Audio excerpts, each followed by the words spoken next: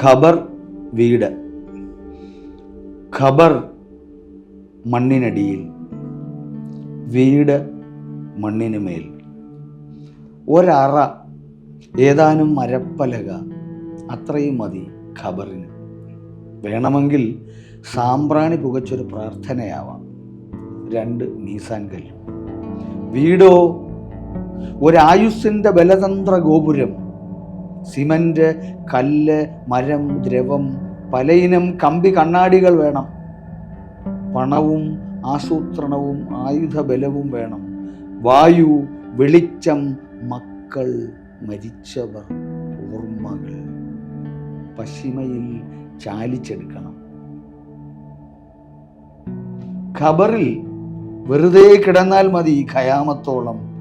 വീട്ടുമുറിയിൽ എത്ര ദിവസം, മണിക്കൂർ, നിമിഷം ഒരാൾക്കൊറ്റയ്ക്ക് കഴിയാനാവും? യുദ്ധത്തിൽ വീടുകൾ കൂട്ടത്തോടെ കൊല്ലപ്പെടും, ഖബറുകൾ പെറ്റുപെരുകും. ഖബറുകൾക്ക് മേൽ വീട് മുളയ്ക്കില്ല, പക്ഷേ വീടുകളുടെ അടിവയറ്റിൽ എല്ലായ്പ്പോഴും ഉണ്ട് ഖബറിന്റെ വിത്ത്. വീടേ, ഖബറേ, നിങ്ങൾ തമ്മിൽ എന്ത്? ഒരു കഴഞ്ചി വ്യതിരിക്തതയുടെ കമ്പിവേലിക്കപ്പുറം ഇപ്പുറം മുറിഞ്ഞു 2ആയ മണ്ണിരയെ വാഗ്ദത്ത ഭൂമിയുടെ വരാന്തയിൽ കീഴ്മേൽ നിർത്തി ദൈവം ശിക്ഷിച്ചതാണ്.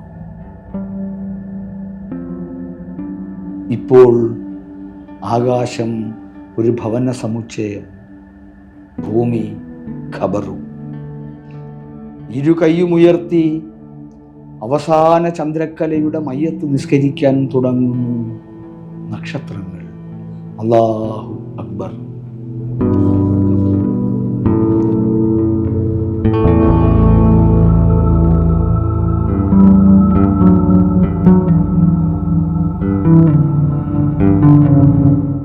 ആടിയാടി അലഞ്ഞ മരങ്ങളെ എന്ന 2ാമത്തെ സമാഹാരത്തിലേക്ക് വരുമ്പോൾ ആദ്യത്തെ പുസ്തകത്തിൽ നിന്ന് വന്നിട്ടുള്ള വിച്ഛേദങ്ങളെക്കുറിച്ച് നമ്മൾ തുടക്കത്തിൽ സംസാരിക്കുകയുണ്ടായി. അതിലേറ്റവും പ്രധാനപ്പെട്ട ഒന്ന്, പിൽക്കാലത്ത് എന്നെ വളരെയധികം സ്വാധീനിച്ച അതിലൊരു ഘടകം ഈ ആദ്യത്തെ പുസ്തകത്തിൽ മുസ്തഫ പോലെയുള്ള കവിതയുടെ തുടർച്ചയായിരുന്നു. അതിൻ്റെ അവതാരികയിൽ അൻവർക്ക് അന്ന് എഴുതുകയുണ്ടായി ഉമ്മ മലയാളം എന്ന വാക്ക്.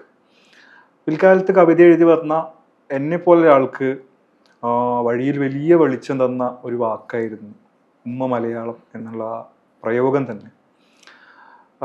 ഇന്ന് ഓർക്കുമ്പോൾ എൻ്റെ കവിതയിലേക്ക് എത്തിച്ച ഒരു വാക്കുപോലെ അത് നിൽക്കുന്നുണ്ട്. പിന്നെ അതുപോലെ ആ സമയത്തുണ്ടായിരുന്നൊരു പുസ്തകം ഷഹബാസ് അമൻ എഴുതിയ ഓം അള്ളാഹ് എന്ന് പറഞ്ഞിട്ടുള്ളൊരു പുസ്തകമായിരുന്നു. അപ്പം അതിൻ്റെ അകത്തൊരു അധ്യായത്തിൽ ഷഹബാസ് ആലോചിക്കുന്നൊരു കാര്യം, ഒരു മലപ്പുറംകാരൻ കവിത എഴുതിയാൽ എങ്ങനെയുണ്ടാവും എന്നുള്ളതാണ്. അപ്പോൾ ഷഹബാസ് അതിൻ്റെ അകത്ത് കുറച്ച് മാതൃകകളൊക്കെ പരീക്ഷിക്കുന്നൊക്കെ ഉണ്ട്. ആ മാതൃകകളൊന്നും എനിക്ക് ഇഷ്ടമായില്ലെങ്കിൽ പോലും ഈ ആലോചനയും ഈ വാക്കും പിന്നീട് എൻ്റെ കവിതയെ തന്നെ നിർണ്ണയിക്കുന്ന ഒന്നായിട്ട് മാറുകയുണ്ടായി. പിന്നീട് മെഹബൂബ് എക്സ്പ്രസ്സിലേക്ക് വരുമ്പോൾ, ഗാന്ധി തുടൽമാലയിലേക്ക് വരുമ്പോൾ ഈ ഒരു സ്വത്വത്തിൻ്റെ, അതിൻ്റെ ഓർമ്മകളുടെ, അതിൻ്റെ നിലനിൽപ്പിൻ്റെ, അതിൻ്റെ ഭാവിയുടെ ഒക്കെ പലതരം മാനങ്ങൾ കവിതയിലേക്ക് കൊണ്ടുവരുന്നുണ്ട്. മഴക്കാലത്തിൽ തന്നെ പഴയ വീട് എന്നൊരു കവിതയുണ്ട്. അതാദ്യം കലാമതിയിൽ പ്രസിദ്ധീകരിച്ച് വരുമ്പോൾ അതിൽ അച്ഛൻ, അമ്മ എന്നുള്ള വാക്കുകളുണ്ടായിരുന്നു. അത് ഞാൻ പുസ്തകമാക്കുന്ന സമയത്ത് തിരുത്തി ഉപ്പ ഉമ്മ എന്നാക്കി. അതുപോലെ തന്നെ ആ പുസ്തകത്തിൽ ഹരിനാമകീർത്തനം ഒരു സബ് ടെക്സ്റ്റായിട്ട് വരുന്ന യാത്രികം എന്നൊരു കവിതയുണ്ട്. ആ കവിത ഞാൻ കോട്ടയത്ത് പഠിക്കുന്ന കാലത്ത് ട്രെയിനിൽ ഇങ്ങനെ യാത്ര ചെയ്യുന്ന സമയത്ത് ഞാൻ ഈ ഹരിനാമകീർത്തനം ഞാൻ നിരന്തരം, ഹരിനാമകീർത്തനത്തിൽ ഭാഷാശൈലി എനിക്ക് ഭയങ്കര ഇഷ്ടമാണ്, അന്നും ഇന്നും ഇഷ്ടമാണ്. അതുമായിട്ടുള്ളൊരു രസം രാവിലെ വെളുപ്പാങ്കാലത്തിരുന്ന് വായിക്കും. അങ്ങനെയാണ് ആ കവിത ഉണ്ടാകുന്നത്. ആ കവിത വലിയ അംബീഷ്യസ് ആയിട്ട് അത് വളരെ അഭിമാനപൂർവ്വം കേരള കവിതയുടെയൊക്കെ മീറ്റിങ്ങിനൊക്കെയാണ്, കേരള കവിതയിലാണ് പബ്ലിഷ് ചെയ്ത് വന്നത്. അക്കൊല്ലത്തെ കേരള ഒരു ദിവസം കേരള കവിത ദിനമുണ്ട്. പണിക്കർ സാറിൻ്റെ ഒരു പരിപാടിയാണ്, കവികളുടെ ഒരു ഗ്യാതറിങ്. അന്ന് വായിക്കുകയും അത് കഴിഞ്ഞ് തിരിച്ചു പോണ വഴിക്കോ മറ്റോ ആണ് എം ജി എസ് നാരായണൻ ഉണ്ട്. എം ജി എസ് നാരായണൻ അതിനെ വിമർശിച്ചു.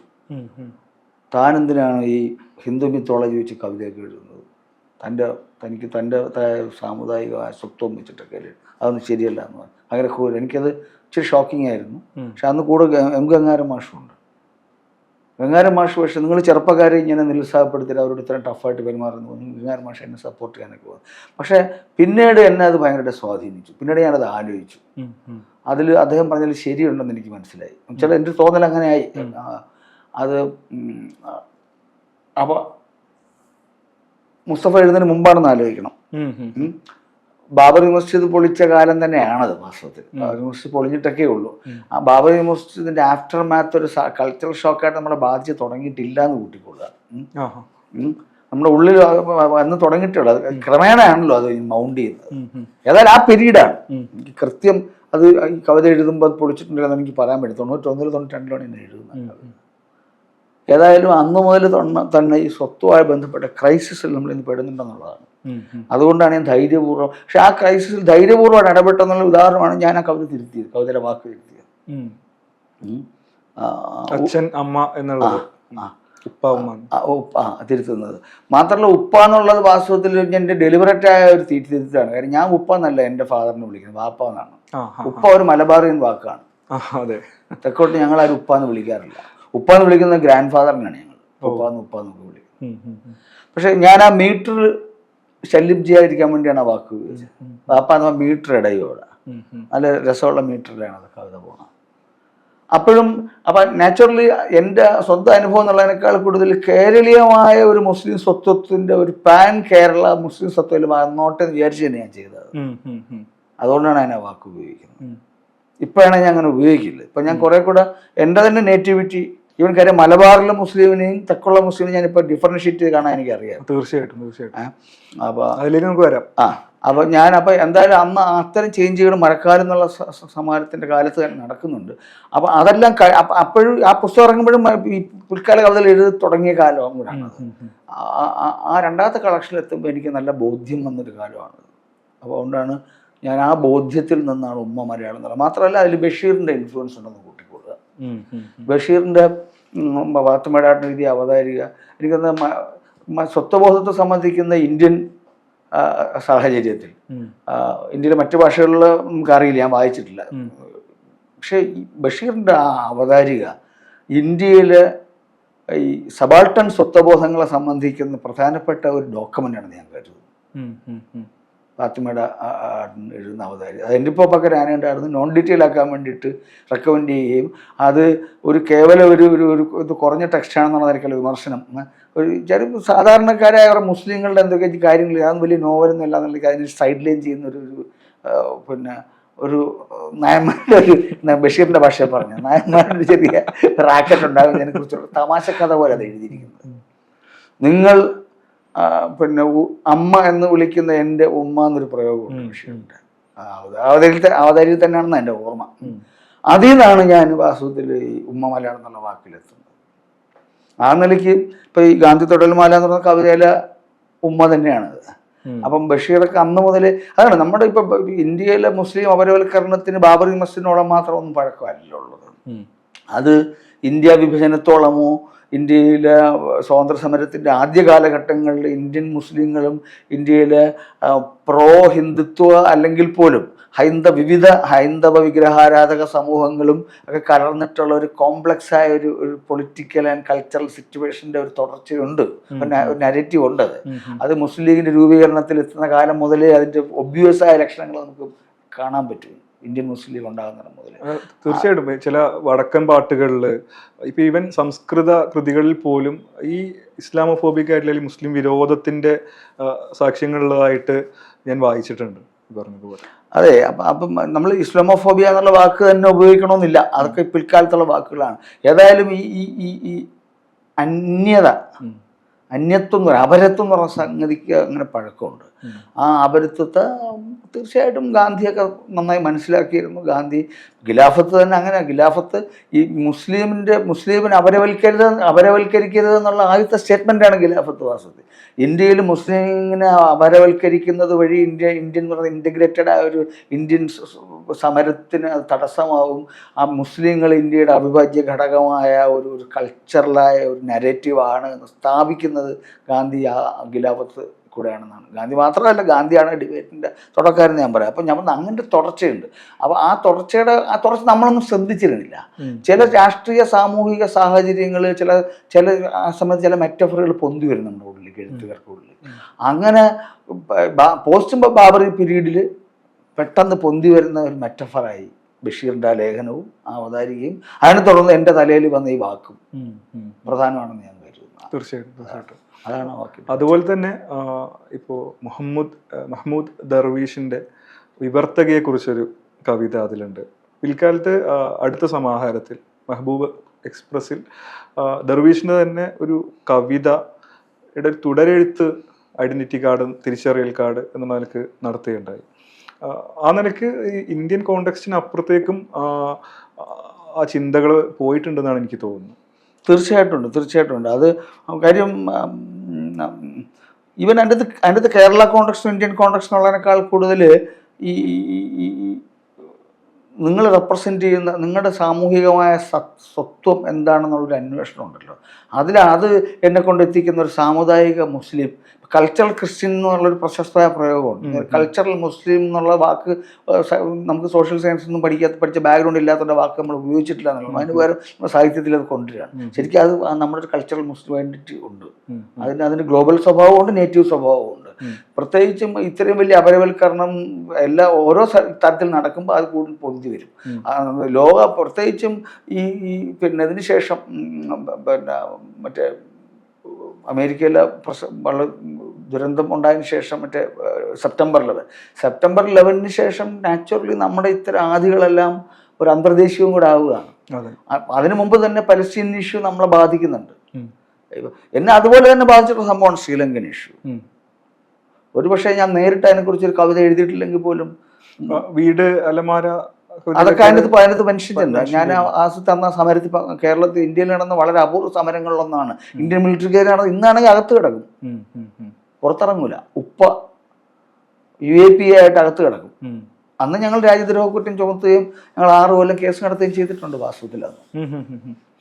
എന്നാൽ ഈ ഒരു സാഹചര്യമൊക്കെ നിലനിൽക്കുമ്പോഴും ആഗോളപരമായിട്ടും നമ്മുടെ ഒരു രാജ്യത്തിനകത്തും ഈ ഒരു അപരവൽക്കരണം വർദ്ധിച്ചു വരുമ്പോഴും അൻവർക്ക ഇത്തരം നിലപാടുകൾ എടുക്കുമ്പോൾ, ഇപ്പോൾ അവസാനമായിട്ട് ഈ അടുത്തൊരു ഇൻ്റർവ്യൂ കൊടുത്ത സമയത്ത് കുട്ടിക്കാലത്ത് മദ്രസയിൽ പോകാത്തതിൽ എനിക്ക് കുറ്റബോധമുണ്ടെന്നൊക്കെ അൻവർക്ക പറയുന്നത് കേട്ടിട്ട് ഇപ്പം ലെഫ്റ്റ് ആയിട്ട് നിൽക്കുന്ന, ഇടതുപക്ഷത്ത് നിൽക്കുന്ന ആളുകൾ പോലും ഒരു മുസ്ലിം സ്വത്വവാദിയായി അൻവർ അലി ചുരുങ്ങി അല്ലെങ്കിൽ പരിണമിച്ചു എന്നുള്ള നിലയ്ക്ക് ഒരു ജനാധിപത്യവാദി അല്ലാതായി മാറിക്കൊണ്ടിരിക്കുന്നു എന്നൊക്കെ ഉള്ള നിലയ്ക്കൊക്കെ വിമർശനങ്ങൾ ഉന്നയിക്കുന്നതായിട്ട് കാണാറുണ്ട്.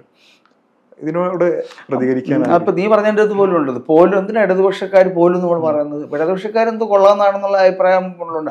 ഈ പറഞ്ഞ മെയിൻ സ്ട്രീം ഇടതുപക്ഷക്കാരെന്ന് വിളിക്കുന്ന ആളുകൾ 90% വളരെ സ്യൂഡോ ആയിട്ട് ഇതിനെ കാണുന്നവരോ അല്ലെങ്കിൽ നോൺ ഹിസ്റ്റോറിക് ആയിട്ട് ഇതിനെ കാണുന്നവർ, വളരെ സെക്ടേറിയനായ ഒരു മാർക്സിസ്റ്റ് അപ്രോച്ച് കാണുന്നവരാ ആണെന്നുള്ളതാണ് എൻ്റെ ഒരു തോന്നൽ. വാസ്തവത്തിൽ ഈ ഒന്നാമത് ഈ ആത്മീയത മുതൽ മതം വരെയുള്ള നരേറ്റീവുകളെയും സ്ഥാപനങ്ങളെയും പൂർണ്ണമായും തമസ്കരിച്ചുകൊണ്ടുള്ള ഒരു സെക്യുലറിസവും ലോകത്ത് സാധ്യമല്ല എന്നിപ്പം തെളിഞ്ഞിട്ടുള്ളൊരു കാലഘട്ടത്തിലാണ് നമ്മൾ ജീവിക്കുന്നത്. അപ്പോൾ നിങ്ങൾക്ക് ഇസ്ലാമിനെയോ മുസ്ലിം സാമുദായിക ജീവിതത്തെയോ ഹൈന്ദവതയോ അദ്വൈത ദർശനത്തെയോ അല്ലെങ്കിൽ അതുപോലെയുള്ള ഏതെങ്കിലും മത സംഹിതകളെയോ മതസംഹിതകളോ സ്ഥാപനങ്ങളുമായി ബന്ധപ്പെട്ട ഏതെങ്കിലും സാമുദായികമായ സാംസ്കാരിക ജീവിത പശ്ചാത്തലങ്ങളെയോ നിങ്ങൾക്ക് അവഗണിക്കാനൊന്നും പറ്റൂല. അതിൻ്റെ അകത്ത് നിന്നൂടെ സംസാരിക്കാൻ പറ്റുമോ? അപ്പം നിങ്ങൾ കമ്മ്യൂണിസ്റ്റുകാരും പള്ളിയിൽ പോയിക്കൂടാ, കമ്മ്യൂണിസ്റ്റുകാർ റിച്വലിസ്റ്റിക് ആയിട്ട് കാര്യം ചെയ്തുകൂടാന്ന് പറയുന്നത് അതൊക്കെയാണ് സെക്യുലറിസ്റ്റായിട്ട് ധരിച്ചു വെച്ചത്. അവരൊക്കെ നമ്മൾ അതൊക്കെ ആചരിച്ചിട്ടുള്ള ആളുകൾ നല്ല മനുഷ്യരാണ്, അത് വേറെ വിഷയം. അവരുടെ ഒന്നും ആദർശത്തെ ഞാൻ ക്വസ്റ്റ്യൻ ചെയ്യില്ല. പക്ഷെ മറിച്ച് അവരുടെ ദൈക്ഷണികമായ അവരുടെ അപ്രോച്ച് ഉണ്ടല്ലോ, അത് വളരെ വളരെ ലിമിറ്റഡ് റിജിഡുമായിരുന്നു ഞാൻ പറയും.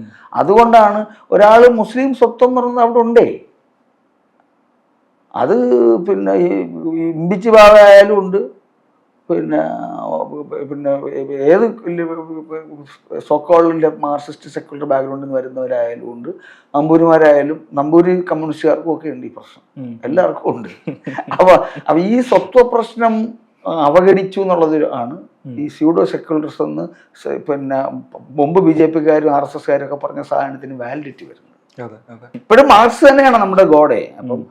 അപ്പം അങ്ങനത്തെ ഒരു തരം ഈ റെഡിസം ഉണ്ടല്ലോ, റെഡിസത്തിന്റെ അകത്തൂടെ അംബേദ്കറേയും ഗാന്ധിയും തിരികെ കയറ്റുന്നൊരു പ്രോസസ് ഉണ്ട്. അല്ല, ഞാൻ ഇവരുടെ വ്യക്തിപര ആത്മാർത്ഥമല്ല ക്വസ്റ്റ്യൻ ചെയ്തത്, ഇതൊരു സ്ഥാപനവൽകൃതമായ ഒരു കള്ളത്തരം ഇതിൻ്റെ അകത്തുണ്ട്. CPM ഇതിനെയൊക്കെ അഡോപ്റ്റ് ചെയ്യാം. CPM CPI ഒക്കെ അംബേദ്കർ ദളിത് വാദങ്ങളെയും പിന്നെ അല്ലെങ്കിൽ പിന്നെ ഗാന്ധിസത്തെയും ഒക്കെ അതിൻ്റെ അകത്ത് ഈ പാർലമെന്ററി ഡെമോക്രസി ജയിക്കാൻ വേണ്ടിയുള്ള തന്ത്രം തന്നെയാണെന്നാണ് ബേസിക്കായിട്ട്. പക്ഷെ അതിൽ പെടുന്ന ചില വ്യക്തികൾ ചിലപ്പോൾ ആത്മാർത്ഥമായിട്ട് വായിച്ചിട്ട് പറയുന്നത് ആവാം, ഞാൻ അതൊന്നും ക്വസ്റ്റ്യൻ ചെയ്യുന്നില്ല. അപ്പോൾ അതുപോലൊക്കെയുള്ള സെക്കുലറിസത്തോടുള്ള എൻ്റെ വിയോജിപ്പുകൾ പലതും അല്ല, അത്തരം സെക്കുലറിസത്തിൻ്റെ ഭാഗമായിട്ട് ജീവിച്ച ഒരാളാണ് ഞാൻ. ഇതുപോലത്തെ ആളുകളെ പോലെ തന്നെ എൻ്റെ വീട്ടിലെ സാഹചര്യം പോലും അത് തന്നെയായിരുന്നു. അതുകൊണ്ടാണ് എനിക്ക് പ്രോപ്പറായിട്ടുള്ള എനിക്ക് ഒരു മതവിദ്യാഭ്യാസം കിട്ടാത്തതുകൊണ്ട് എനിക്ക് മലബാറിൽ വന്ന് താമസിക്കുമ്പോഴും അല്ലെങ്കിൽ കേരളത്തിലെ തെക്കേ ഇന്ത്യയുടെ പിന്നെ അറബി ഭാഷയും മുസ്ലിം സംസ്കാരമായിട്ട് കലർന്നിട്ടുള്ള നേറ്റീവ് കൾച്ചറുണ്ട്. അറബി മലയാളം, അറബി തമിഴ് ഒക്കെ ആയിട്ടുള്ള ഒരു സാംസ്കാരിക ഒരു പരിച്ഛേദമുണ്ട്. അതിൻ്റെ ഉള്ള അറിവില്ല, അതിൽ ഇല്ലിറ്ററസി ഉണ്ടായി. അത് മതാചാരം മുതലുള്ള ഇല്ലിറ്ററസി അതിപ്പോഴും. ഒരുപക്ഷെ മദ്രസയിൽ പോവുകയോ ഒക്കെ. എൻ്റെ വീട്ടിൽ തൊട്ട് മുകളിലാണ് പിന്നെ വക്കം മൗലവിയുടെ സ്മാരകം. തിരുവനന്തപുരത്ത് എൻ്റെ വീട്ടിൽ തൊട്ട് മുകളിൽ ഞാനും ഡിഗ്രിക്ക് പഠിക്കുന്ന കാലത്താണ് ആ ബിൽഡിംഗ് കെട്ടപ്പെടുന്നത്.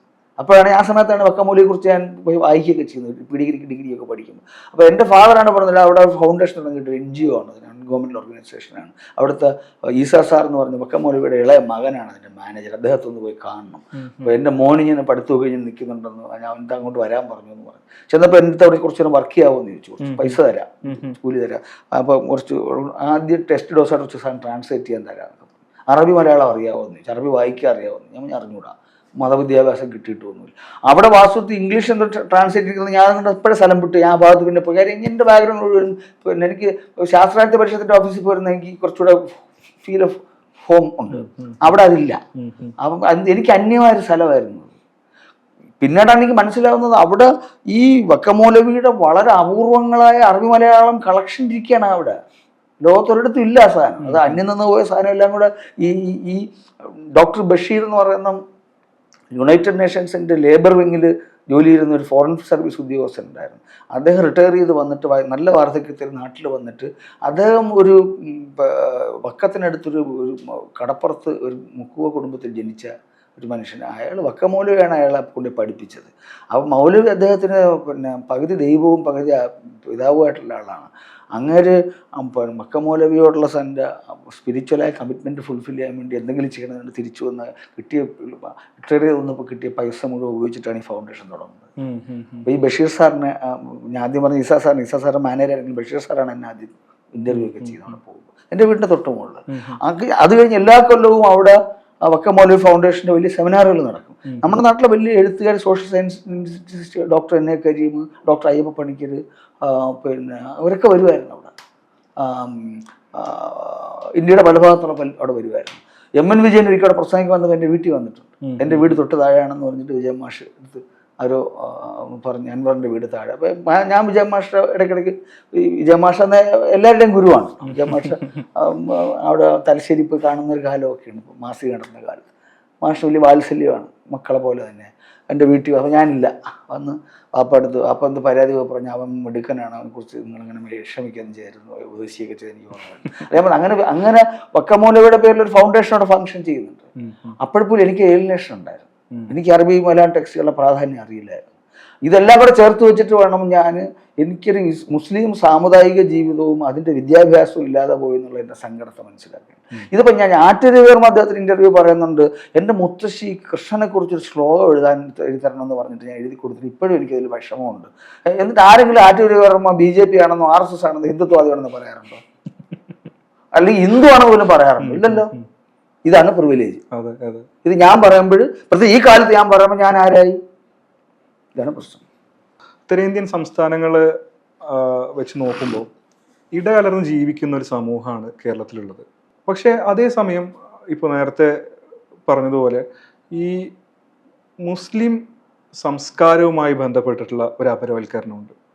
തൊട്ടടുത്ത് താമസിക്കുമ്പോൾ പോലും ഇപ്പോൾ പെരുന്നാളിനെ കുറിച്ച് അല്ലെങ്കിൽ നോമ്പിനെ കുറിച്ച് അല്ലെങ്കിൽ ഖുറാനിനെ കുറിച്ച് അതിനകത്തുള്ള ഈ സെമിറ്റിക് പാരമ്പര്യത്തിൽ വരുന്ന കഥകളെക്കുറിച്ച് ഇതിൻ്റെ ആചാരങ്ങളെക്കുറിച്ച് ഒന്നും തന്നെ സുപരിചിതമല്ലാത്ത ഒരു സ്ഥിതിയാണ് പൊതുവെ കേരളത്തിലുള്ളത് എനിക്ക് തോന്നുന്നു. അതേസമയം ഇപ്പോൾ ക്രിസ്ത്യൻ മിത്തുകൾ, ബൈബിൾ കഥകൾ ഇതെല്ലാം നമുക്ക് വളരെ പരിചിതമാണ്. ഇപ്പം രാമായണത്തിലെ കഥകൾ, മഹാഭാരതത്തിലെ കഥകൾ നമുക്ക് വളരെ പരിചിതമാണ്. നമുക്കൊരു അടിക്കുറിപ്പിൻ്റെ ആവശ്യമില്ലാതെ തന്നെ ഇത്തരം പല രൂപകങ്ങൾ അല്ലെങ്കിൽ ഇമേജുകളൊക്കെ കവിതയിൽ കൊണ്ടുവരാൻ പറ്റും.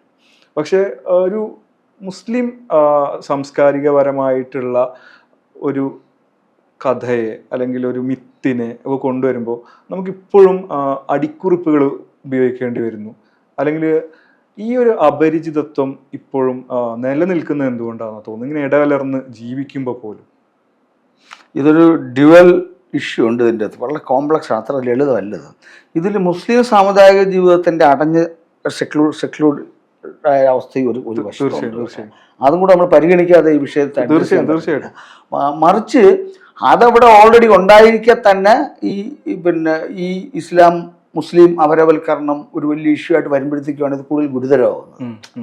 ഓൾറെഡി ഒരു അസുഖം ഉള്ളതിൻ്റെ പുറത്ത് കൂടുതൽ ടോക്സിക് ആയ ഒരു മരുന്ന് കൊടുത്തു കഴിഞ്ഞാൽ അസുഖം കൂടുമെന്ന് പറഞ്ഞൊരു സിറ്റുവേഷൻ,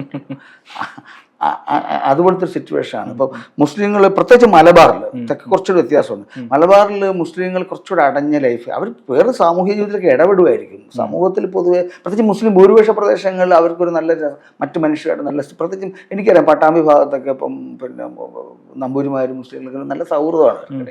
അതൊക്കെ സൊസൈറ്റിയുടെ പെരിഫറിയിൽ ഉണ്ടെങ്കിലും അവരുടെ ഒരു ഗാർഹിക ജീവിതം, സാമുദായിക ആചാരങ്ങൾ, ആത്മീയ ജീവിതം ഇതൊക്കെ വളരെ സെക്ലൂഡഡ് ആണ്.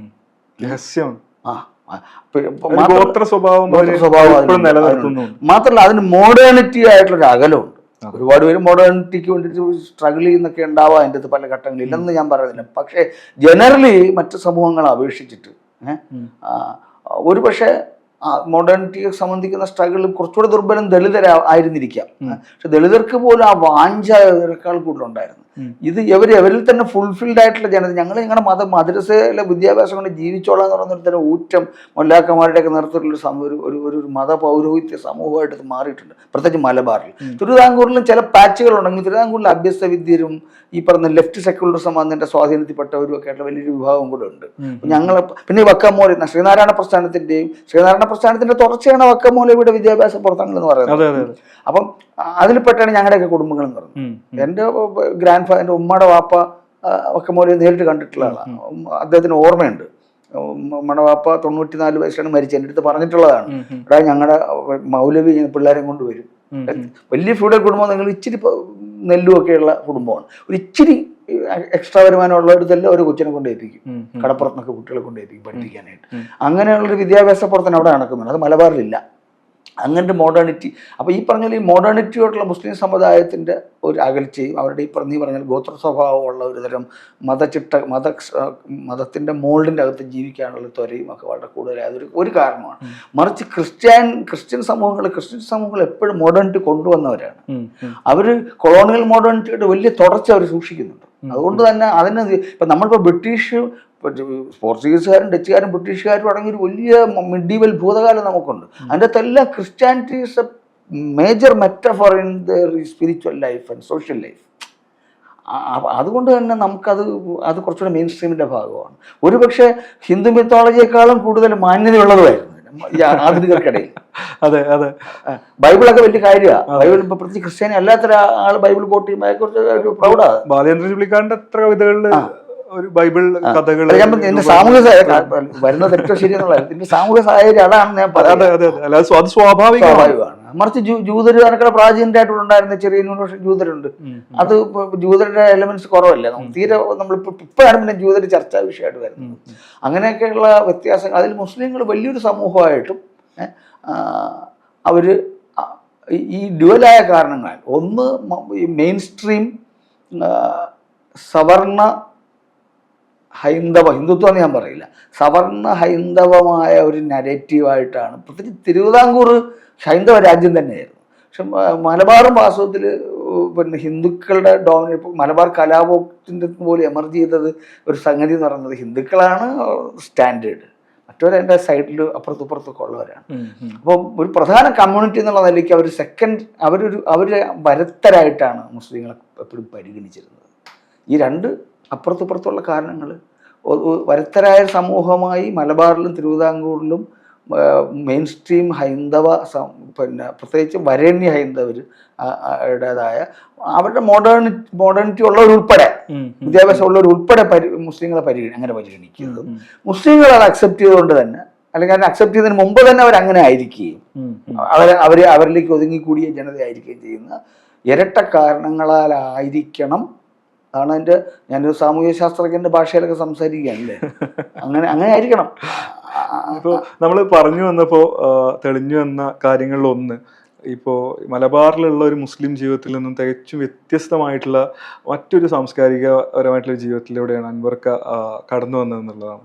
അപ്പോൾ ഞാനൊക്കെ എറണാട്ടിൽ എടവണ്ണയിൽ ജീവിച്ച ഒരു സന്ദർഭത്തിനകത്ത് നിന്ന് എനിക്കിപ്പം അൻവർക്കയുടെ വീട് അലമാര എന്നുള്ള കവിത വായിച്ചെടുക്കാൻ ഞാൻ പറയുകയുണ്ടായി. അപ്പോൾ വീടിനകത്ത് ബുക്ക് ഷെൽഫിന് ഇടയിൽ ഒരു റമ്മ് ഒളിപ്പിച്ച് വെച്ചിട്ട് ഇടയ്ക്കിടയ്ക്ക് രഹസ്യമായിരുന്ന് അടിക്കാവുന്ന ഒരു കാര്യം ചിന്തിക്കാൻ പോലും എനിക്ക് ഒന്നും എൻ്റെ ഒരു സാഹചര്യത്തിൽ കഴിയേയില്ല. കാരണം നമ്മൾ ഒരു മദ്യപാനിയൊക്കെ ആയിക്കഴിഞ്ഞാൽ നമ്മൾ തിരസ്കൃതനാവുന്ന അത്രയും ഒരു മതബോധം ഇപ്പോഴും കാത്തു സൂക്ഷിക്കുന്ന ഒരിടത്ത് നിന്നാണ് ഞാൻ എഴുതി തുടങ്ങുന്നത്. അപ്പോൾ അതിൽ നിന്ന് തികച്ചും വ്യത്യസ്തമായിട്ടുള്ള ഒരിടത്ത് നിന്നിട്ടാണ് അൻവർക്ക എഴുതി തുടങ്ങുന്നത്. കേരളത്തിൻ്റെ അകത്ത് തന്നെ ഈ മുസ്ലിം സംസ്കാരങ്ങൾക്കകത്തുള്ള ഒരു വൈവിധ്യമുണ്ട്. ഇപ്പോൾ ഇവിടെ പഠാൻ മുസ്ലിംസ് ഉണ്ട്, അങ്ങനെ റാവുത്തർമാരുണ്ട്. ഇപ്പോൾ കേരളത്തിനകത്ത് വിശ്വാസപരമായിട്ടുള്ള ഒരുപാട് സെക്റ്റുകളുണ്ട്, മുജാഹിദുകളുണ്ട്, സുന്നികളുണ്ട്, ജമാഅത്തുകാരുണ്ട്, ഖാദിയാനികളുണ്ട്, തബ്ലീഗുകാരുണ്ട്. ഇങ്ങനെ ഒരുപാട് ശാഖകളായിട്ട് പടർന്നു കിടക്കുന്ന വ്യത്യസ്ത സാംസ്കാരിക സ്ഥലികളായിട്ടുള്ള ഒന്നുകൂടിയാണ് ഇവിടുത്തെ മുസ്ലിം ജീവിതം എന്നുള്ളത്. അതും ഒട്ടും അഡ്രസ്സ് ചെയ്യപ്പെടാതെ പോയിട്ടുള്ള ഒന്നല്ലേ ഈ ഒരു ഏകശിലാത്മകമായിട്ടുള്ളൊരു മുസ്ലിം എന്നുള്ള ഒരു ധാരണയല്ലേ പൊതുവെ കേരളത്തിലെ ഈ അപരവൽക്കരണത്തെ കുറച്ചും കൂടെ എന്താ പറയുക മാറ്റി നിർത്തലിന് കാരണമായിട്ടുള്ളത്? അല്ല, അതെ, അവർക്ക് മുസ്ലിം സമുദായത്തിന്റെ അകത്തുമുണ്ട് പുറത്തുമുണ്ട് ഈ ധാരണ. അതെ അതെ, നമ്മൾ ഈ ധാരണകളൊക്കെ ഉണ്ടാവുന്നതിന്റെ ഈ ഏകശിലാത്മകമായ ധാരണ ഉണ്ടാവുന്നതിന്റെ പിന്നിലെല്ലാം കിടക്കുന്നത് ഈ സെക്ലൂഡ്നെസ് ആണെന്നുള്ളതാണ് ഞാൻ പറഞ്ഞത്, ആദ്യം പറഞ്ഞ പോയിന്റ്. പ്രാദേശികമായ സാമുദായികതകളെയും ഈ ഇസ്ലാമിക് സ്കൂളുകളുടെ വിഷയത്തെ രണ്ടായിട്ട് കാണണം. ഈ ഇസ്ലാമിക് സ്കൂളുകളുടെ പ്രശ്നം അതിരൂക്ഷമായത് അടുത്ത കാലത്താണ്. നമ്മൾ ഇസ്ലാമോഫോബിയെ കുറിച്ച് സംസാരിക്കുന്ന പോലെ തന്നെ ഇസ്ലാം ഫണ്ടമെന്റലിസ്റ്റെ കുറിച്ചും പൊളിറ്റിക്കൽ ഇസ്ലാമിന്റെ ഫണ്ടമെന്റലിസ്റ്റെ കുറിച്ചും നമ്മൾ കോൺഷ്യസ് ആയിരിക്കും. മറിച്ച് അതിന് കൗണ്ടറായിട്ട് വെക്കേണ്ടത് നമ്മുടെ നേറ്റീവായിട്ടുള്ള മുസ്ലിം സാമുദായിക പാരമ്പര്യമാണ്. അത് സെക്യുലറിസത്തെക്കാളും മനോഹരമായ സെക്യുലറിസമാണ്. നമ്മൾ ഈ പറഞ്ഞ സോക്കോൾഡ് ഇടതുപക്ഷക്കാരും ഒക്കെ പറയുന്ന സെക്യുലറിസത്തെക്കാളും മനോഹരമായ സെക്യുലറായ ഒരു സുന്നി സാമൂഹിക ജീവിതമുണ്ട്.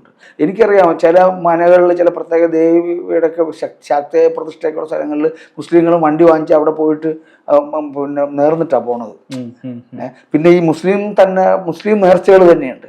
ഇതൊരു സുന്നി, നമ്മുടെ ഒരു കേരളത്തിൻ്റെതായ സുന്നി പേഗൻ ട്രഡീഷൻ ഉണ്ട്. പേഗൻ എന്നുള്ള വാക്ക് ഉപയോഗിച്ച ഇസ്ലാം തകർന്നു വീഴുന്നാണ് അവന്മാർ പറയുന്നത്. അത് അങ്ങനെയുള്ളവരായിട്ട് നമുക്ക് ഡയലോഗിന് ഈ മുസ്ലിം സാമുദായിക ജീവിതത്തിൽ പേഗനിസം ഉണ്ട്. വിഗ്രഹാരാധകത്വമൊക്കെ എല്ലായിടത്തും ഉള്ളതുപോലെ ഗോത്ര സ്വഭാവമുള്ളത് എല്ലാം ഉണ്ട്. അപ്പം അങ്ങനൊരു മനോഹരമായ സുന്നി പാരമ്പര്യം നമുക്കുണ്ട്, പ്രത്യേകിച്ച് മലബാറിനുണ്ട്.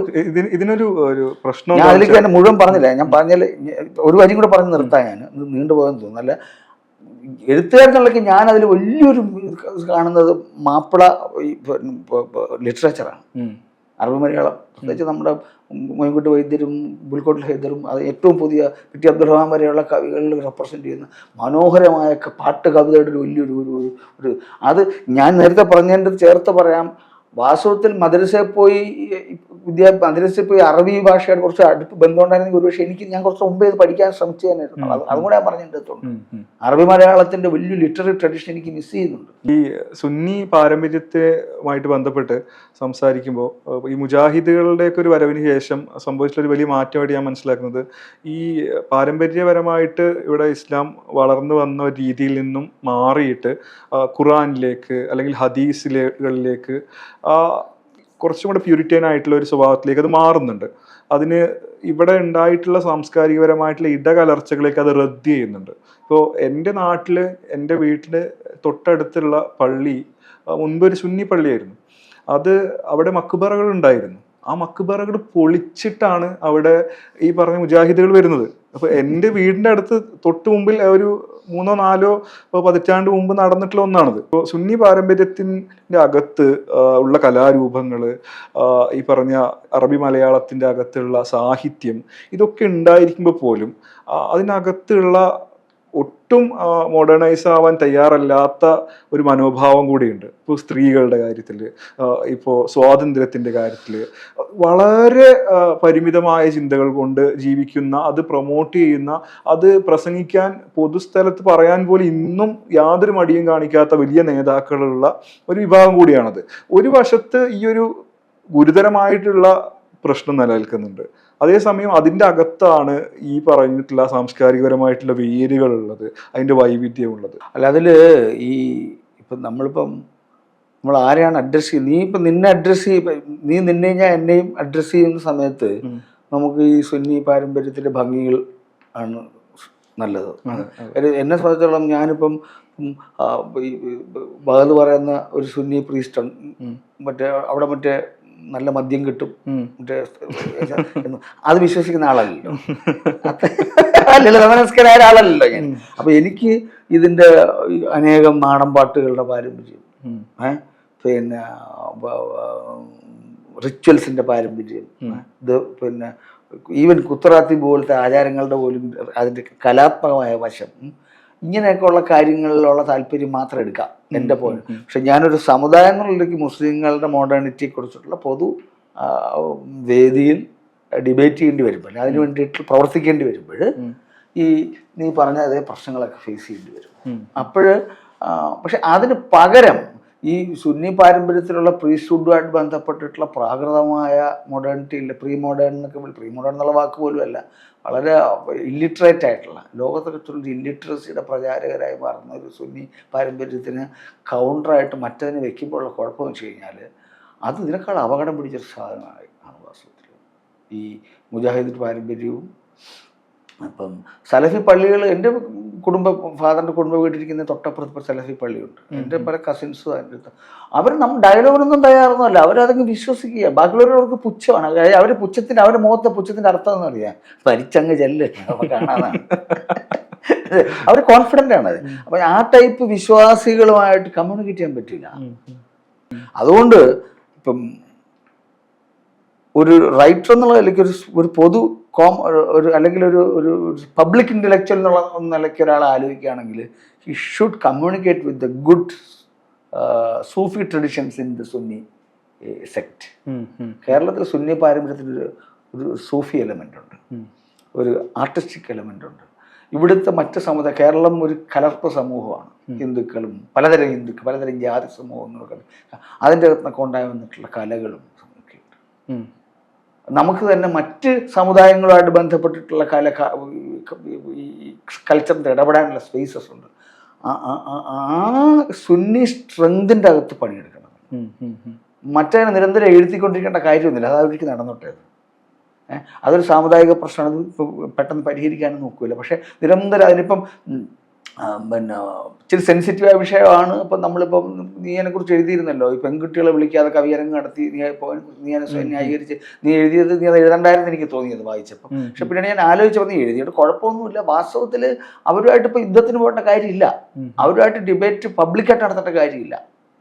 അവർ ചെയ്യുന്നത് തെറ്റാണെന്നുള്ള നമ്മൾ പറയേണ്ട ചില സന്ദർഭങ്ങളിൽ പറയുകയും വേണം. അങ്ങനെ ഒരു ഒരു ഒരു ഒരു ഒരു ഒരു എന്താണ് ഒരു ഡൈക്കോട്ടമി ഉണ്ടായി വരണം. അത് എനിക്ക് തോന്നുന്നത് ഇപ്പം നമ്മുടെ റഫീഖ് ഉമ്പാച്ചിയില്ലേ, റഫീഖ് തിരുവോൾ, അവനെ പോലെയുള്ള ഇസ്ലാമിക് തിയോളജികളിൽ തന്നെ സ്കോളർഷിപ്പൊക്കെ ഉള്ള ആളുകൾ ട്രൈ ചെയ്യുന്നൊരു കാര്യം അതാണ്. ഈ പവർഫുള്ളായ ഒരു സുന്നി, മികച്ച ഒരു സുന്നി സർഗാത്മക പാരമ്പര്യത്തെ നിലനിർത്തിക്കൊണ്ട് തന്നെ അതിൻ്റെ ക്രിട്ടിക്കായിട്ട് പ്രവർത്തിക്കുക.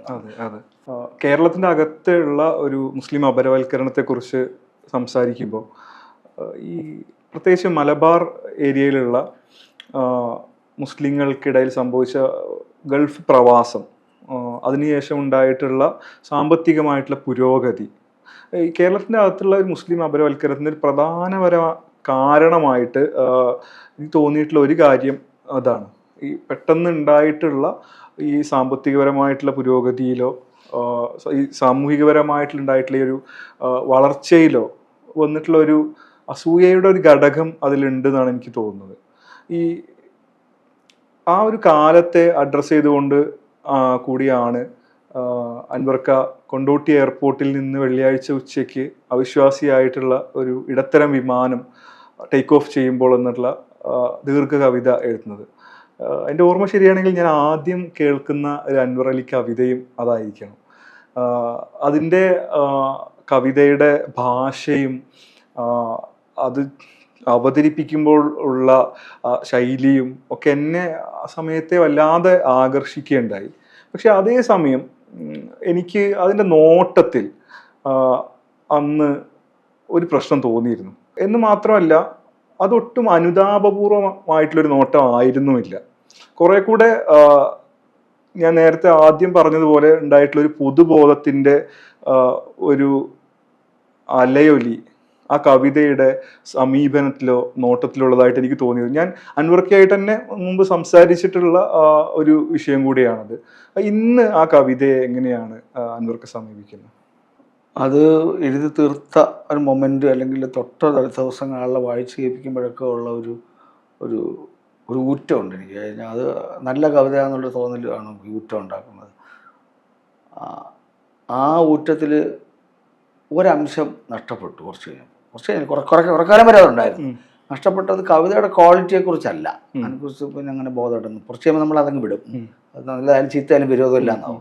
പക്ഷെ അതിൻ്റെ അകത്തുള്ള പൊളിറ്റിക്കൽ കണ്ടന്റിനെ കുറിച്ചിട്ട് അത് നീ പറഞ്ഞ പോലെ മലപ്പുറത്തെ മുസ്ലിങ്ങളെ പൊതുവെ സാമാന്യവൽക്കരിച്ചിട്ട്, പ്രത്യേകിച്ച് സുന്നി മുസ്ലിങ്ങൾ തിങ്ങി നിറഞ്ഞ മലപ്പുറത്തെ ഒരു സുന്നി ജീവിത രീതിയുണ്ട്. മെയിൽ ഡോമിനൻ്റായ, പള്ളി ഓറിയൻറ്റഡായ സ്ത്രീകൾ, ഗൾഫിൽ പോയ സപ്രഷൻ അനുഭവിക്കുന്ന സ്ത്രീകളുടെയൊക്കെ ഒരു ലോകമുണ്ട്. അത് ഒരുപാട് ജനറലൈസ്ഡ് ആയൊരു ലോകം. അത് അത്രയും ഈ കോണ്ടക്സ്റ്റിൽ അങ്ങനെ പറഞ്ഞത് ശരിയാണെന്ന് ഒരു സംശയം എനിക്ക് വരാൻ തുടങ്ങിയിട്ടുണ്ടായിരുന്നു. അതുകൊണ്ട് തന്നെ ചില സ്ഥലങ്ങൾ അത് ചൊല്ലി ഞാൻ ഒഴിവാക്കാൻ തുടങ്ങി. ചില സ്ഥലങ്ങളിലൊന്നും അത് വായിക്കേണ്ടെന്ന് വയ്ക്കും ആളുകളെ കൂടുതൽ. പക്ഷേ ഒരു കാര്യമുണ്ട്, ആദ്യകാലത്തൊക്കെ പലപ്പോഴും വായിച്ചിരുന്നതല്ല പെൺകുട്ടികൾ അതിനെ സപ്പോർട്ട് ചെയ്തിട്ടുണ്ട്. ഞാനൊരിക്കൽ ചെങ്ങന്നൂർ വെച്ചിട്ട് അത് വായിക്കുമ്പോൾ ഒരു പെൺകുട്ടി എൻ്റെ അടുത്ത് പറഞ്ഞ കണ്ണൊക്കെ നിറഞ്ഞിട്ടാണ് വന്നത്. സാർ അതിലെ അനുഭവങ്ങൾ പലതും എൻ്റെ അനുഭവമാണ്. അങ്ങനെയൊക്കെയുള്ള ആ നിലയ്ക്ക് അത് കവിത നല്ല കവിത ആയിരിക്കണം. അതുകൊണ്ടാണ് അങ്ങനെ ഫീൽ ചെയ്യുന്നത്. കവിതയുടെ ക്രാഫ്റ്റ് കൊണ്ടാണ് ആ കവിത ആ ഒരു നന്മയുള്ളത്. കണ്ടന്റ് കൊണ്ട് അത് ഒരു ചെറിയ ഒരു ഒരു ഒരു കുറവ് അതിനുണ്ടെന്നുള്ള തോന്നൽ, അല്ലെങ്കിൽ അതിനൊരു സ്ട്രാറ്റജിക്കൽ എറർ അതിൻ്റെ അകത്തുണ്ടെന്നുള്ള, നമ്മൾ രാഷ്ട്രീയ ശരി എന്നൊക്കെ ഉള്ള വാക്കാണ് ഇപ്പോൾ ഉപയോഗിക്കുന്നത്. അത് ആ വാക്കാണോ ഉപയോഗിക്കുന്നത് എനിക്ക് അറിഞ്ഞൂടാ. എന്തായാലും എനിക്ക് വ്യക്തമായിട്ട് പറയാൻ അറിഞ്ഞൂടാ. ആ ചെറിയ കുറവ് ഞാനത് ഫീൽ ചെയ്യും. ഇപ്പോൾ ഈ അടുത്ത കാലത്ത് തന്നെ ഒരു പെർഫോമൻസിന്, പ്രധാനപ്പെട്ട പെർഫോമൻസ് KLF-നോട്ടുള്ള പെർഫോമൻസിന് അത് ചൊല്ലാൻ, അത് വേറെ പല കവിതകൾ കൂട്ടിച്ച് അതും കൂടെ ചൊല്ലാൻ എൻ്റെ അടുത്ത് എൻ്റെ വളരെ അടുത്ത സുഹൃത്തായിട്ടുള്ള ചിത്രകാരൻ, വിഷ്വൽ ആർട്ടിസ്റ്റ് റിയാസ് അതും കൂടെ ചൊല്ലാൻ കാര്യം. റിയാസ് എൻ്റെ പെർഫോമൻസ് ഞാൻ നന്നായി പെർഫോം ചെയ്യുന്ന കവിതയായിട്ടാണ് അത് പറഞ്ഞു. അപ്പം ഞാൻ പറഞ്ഞു അത് വേണ്ട, അത് കോഴിക്കോട് മാപ്പിളമാരൊക്കെ ഇഷ്ടം പോലുള്ള സ്ഥലത്ത് ഈ ഒരു കാലത്തെ അത് ഒരു എമ്പതി ഇല്ല കവിതയ്ക്ക് അവരോടുള്ള അവരുടെ സാമുദായികത്തുള്ള എമ്പതി ഇല്ലായ്മ കൊണ്ട് അതിപ്പോൾ ചൊല്ലണ്ടാകും. അതുകൊണ്ട് ആ കവിതയ്ക്ക്, ആ കവിതന് എൻ്റെ കയ്യിലും അല്ലത്. കവിതയുടേതായ ജീവിതം ജീവിച്ചുള്ളത്. അത് അതിൻ്റെ കുറവും കൂടും. എന്തായാലും എൻ്റെ ആറ്റിറ്റ്യൂഡിൽ അങ്ങനെ വ്യത്യാസം വന്നു. അത് തെറ്റാണോ ശരിയാണോ എന്ന് എനിക്ക് അറിഞ്ഞൂടാ. ഞാനത് തുറന്നു പറയാൻ എനിക്കൊരു മടിയുമില്ല. അത്രേ എനിക്ക് പറയാനുള്ളത്.